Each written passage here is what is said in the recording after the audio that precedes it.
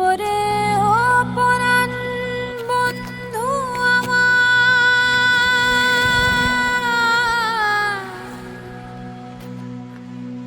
পরাণ রে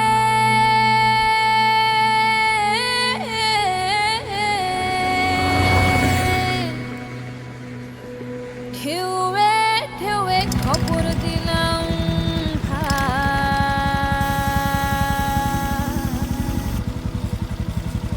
ঢেউ বাইয়া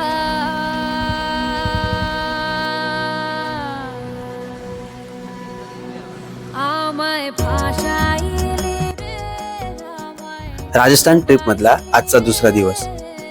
कुंभलगड एक्सप्लोर करून आम्ही निघालो नाथद्वारा.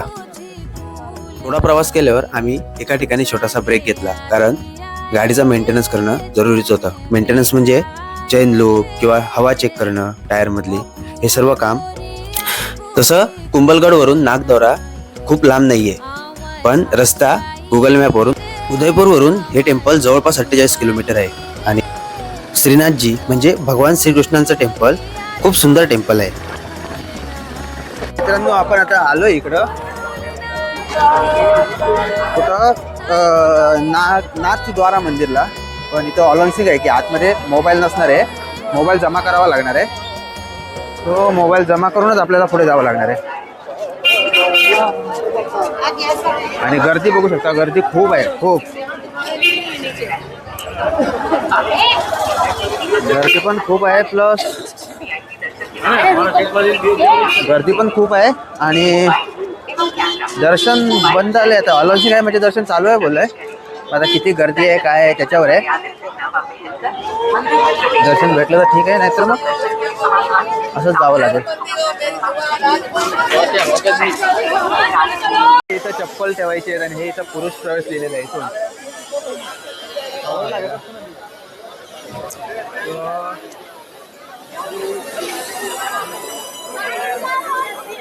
सर्व हेच आहे. तर मित्रांनो, विषय असा आहे की आता मंदिर झालंय बंद आणि मंदिर बंद झाल्यामुळे ना 4 वाजता ओपन होणार आहे. आणि गर्दी भरपूरच आहे यार, भरपूरच म्हणजे भरपूरच गर्दी आहे. आणि मंदिर बंद झाल्यामुळे आता विषय असा आहे की आम्ही निघतोय. बाहेरूनच हे केलं बघितलं, कारण 4 वाजता ओपन होणार आहे बोलला. मग त्यानंतर लाईन लावणार आणि आम्ही मग जाणार. तर मला खूप काही मुळे हे या साईडला सागर, इस साईड आपण इस साईड से आहे ते 100 रुपये के 4 आहे ते पक्का घ्या. प्रसाद घेतोय आता इथं.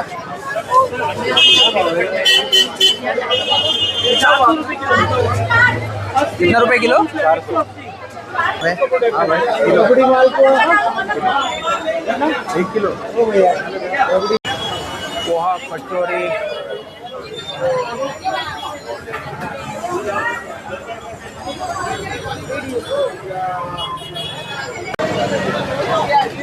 ये इधर वाला कचोरी ले लेना.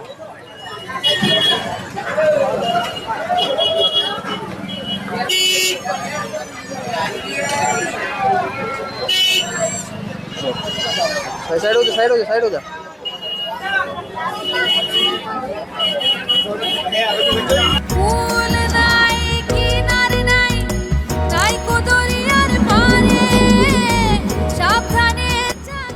द्वारामध्ये दर्शन नाही झालं, पण बाहेरून एक्सप्लोर करून आम्ही तुरंत निघालो, कारण आम्हाला गुजरातपर्यंत पोहोचायचं होतं. जवळपास संध्याकाळ झालेली आणि आम्ही अजून राजस्थानमध्येच होतो. जेवढं डिस्टन्स कव्हर करता येईल तेवढं कव्हर करायचं होतं आम्हाला, कारण उद्याचा एकच दिवस बाकी राहणार होता आणि त्यामध्ये संपूर्ण राईड करून आम्हाला पुन्हा मुंबईला पोहोचायचे होते. मी मेन हायवे सोडून आतला रस्ता पकडलेला, त्यामुळे रस्ता फक्त एकच पदरी होता. बाईक 40-50च्या स्पीडने चालत होती, कारण स्पीड घेणंही थोडं कठीणच होतं. पावर आहे का? पावर आहे का? पावर साधा आहे.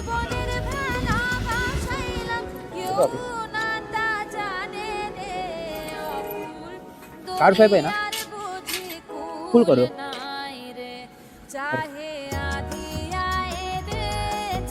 अरे यार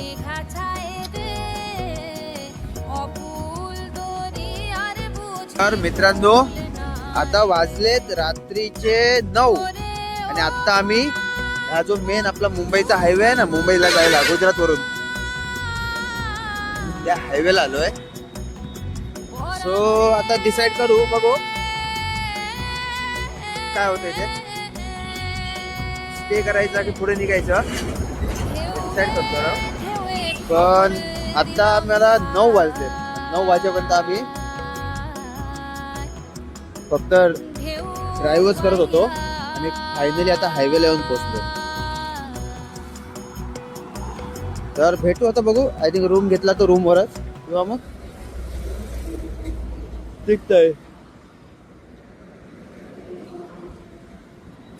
सो आत्ता आम्ही जस्ट हा एकदम म्हणजे टेम्पररी रूम घेतलाय कारण आता 10-10:30 वाजले उद्या सकाळी पुन्हा निघायचं आहे. आणि इथं भरपूर रूम महाग आहेत 1300-1200 असे रूम आहेत. आता एवढ्या महाग पुन्हा उद्या सकाळी निघायचं आहे आपलं आमचं असं बजेट थोडं घेऊन जातं ना. मग हा एकदम नॉर्मल सिम्पल रूम आहे हा एकदमच सिम्पल रूम आहे. पण म्हटलं आज एक नाईटसाठी ठीक आहे 1 नाईट स्टेसाठी उद्या सकाळी तर निघायचं आहे. सो आपण उद्या सकाळी भेटू. आज आम्हाला खूप वेळ झाला आता वाजले किती 11 वाजले. सो 11 वाजता आता झोपायचं आहे आणि उद्या सकाळी आपण भेटू. नमस्कार मित्रांनो. आणि आज आता आम्ही आहोत गुजरातमधल्या वडोदरामध्ये. सो हा आम्ही जस्ट बजेटसाठी रूम घेतलेला म्हणजे एवढा काही खास नव्हता पण काय म्हणतात बजेट थोडं हे होतं. 600 रुपयाला आम्हाला भेटला रूम कारण इकडे रूम महाग आहेत. रात्री आम्ही पोचलो पण 10 वाजलेले आम्हाला 9:30 वाजलेले ऑलमोस्ट 9:30 पावणे 10. सो तर हा रूम घेतलेला आम्ही. आणि आता निघायचे आंघोळ वगैरे झाली आणि आता आम्हाला आज कवर करायचे मुंबई. आज घरी जायचं आहे. सो आज इथून जवळपास 450 किलोमीटर आहे तरी. सो आज ते कवर करायचे प्लस त्यात सगळं इकडे रस्ते पण थोडे मध्ये मध्ये खराब भेटत आहेत प्लस ट्रॅफिक. सो दोन्ही गोष्टी आहेत ते आम्हाला आज कवर करायचं आहे काही पण करून. भेटू आता राईडमध्येच किंवा डायरेक्ट मुंबईला पोचल्यावर. तर राईडचं सिच्युएशन कशी ती बघायला लागेल. रस्ते तर खराब भेटलेलेच का प्लस ट्रॅफिक इथं लॉरी ट्रक वगैरे आहेत ना मोठमोठे ते भरपूरच हे करतात म्हणजे नुसते रस्त्यावर दिसत आहेत. तर त्याच्यामुळे काय होतं साईड बीड पटापट घेता येत नाही ना. सो बघू आता येतो आपण राईडलाच.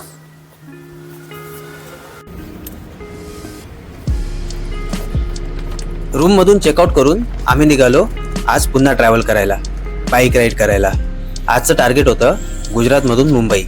जवळपास 450 किलोमीटरचं ट्रॅव्हल डिस्टन्स होतं आणि आज संध्याकाळपर्यंत आम्हाला ते कंप्लीट करायचं होतं. मी बाईक पार्किंगला लावलेली ती काढून त्याच्यावर सामान सेट करायला लागलो. गुजरातमध्ये थोडीशी गरमीच लागते पण आता सकाळी मात्र वातावरण मस्त प्लेझंट होतं.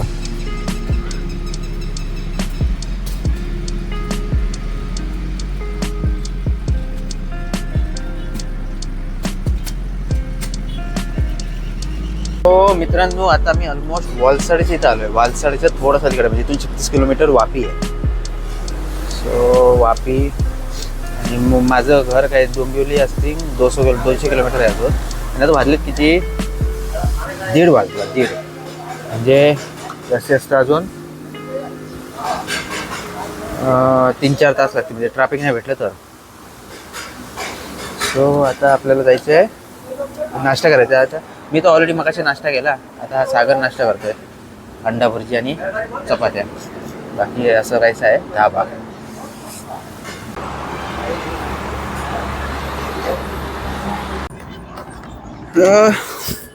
नाश्ता केला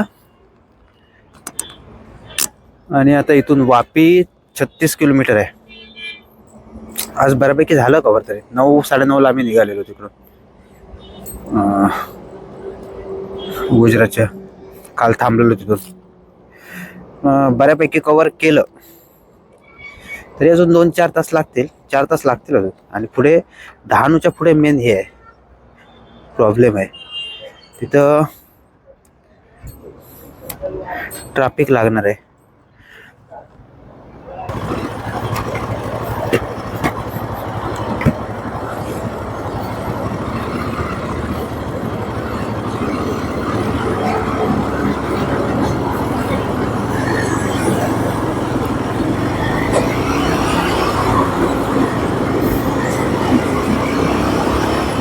आणि आता वाजले 1:15-2 झाले. 1:57 2 वाजले.